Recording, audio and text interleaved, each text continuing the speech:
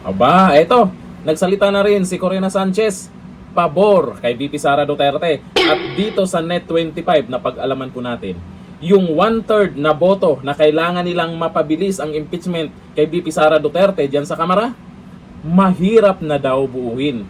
May mga nagsasalita na pong congressman dyan, may mga nag-aalangan na dahil ayaw nilang maulit daw nung nakaraan. O eto, sa post po ni Kasombrerong Dennis, ayon sa mga independent private survey na ginawa ng mga reliable firms sa programa ni Corina Sanchez, tahasan itong sinabi kay Antonio Trillanes sa interview sa Billionaire News Channel na kahit daw pagsamasamahin pa ang lahat ng mga numero ng kalaban ni Sara Duterte sa pagka-presidente sa 2028, mahirap pa rin daw itong matalo.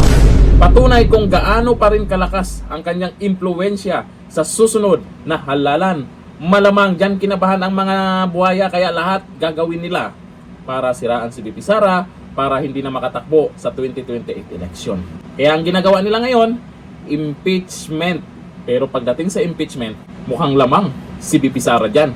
O ito, ang video. Baka maging mabilis rin. Diba? Na kumuha ng 1/3 plenary vote para po maakyat kaagad po sa Senado.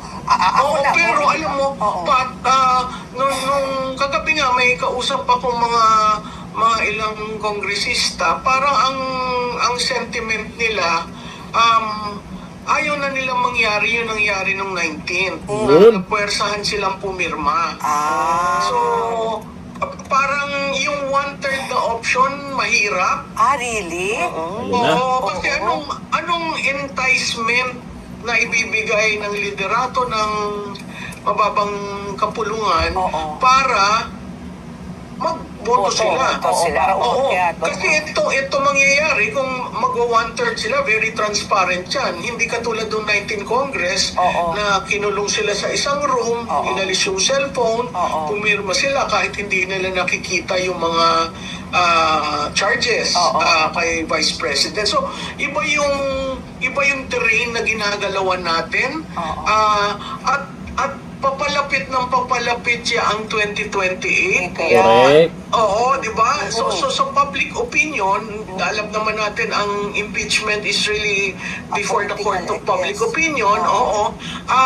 Mahirap na diinan nila at paspasan nila na makuha yung 1/3 dahil unang-una, syempre tinitingnan rin ng mga legislators yung ano ba yung survey, ano ba ang trust rating, ano ba ang approval rating.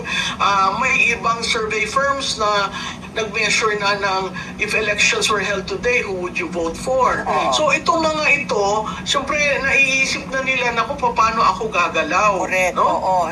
So yun yung mga tinitingnan nila, at saka pagdating mo naman sa ground, paano mo i-explain sa taong bayan na nung 19 Congress, pumirma ka, tapos mabilis ang impeachment, pagkatapos itong 20th Congress, ganun din ang behavior mo. So, maraming mga bagay na pupunta sa pagdedesisyon ng kinatawan dyan sa usapin kay Vice President. Ito lang yan. Malapit na kasi ang 2028. Huling pagkakataon na nila ngayon na ipa-impeach si VP Sara. Pero yung mga kongresista, maghinay-hinay sa paggalaw yan. Kasi naman, dyan sa Kamara, alam naman natin, maraming balimbing dyan. Yung mga balimbing na yan, nagsimula nang gumalaw-galaw yan.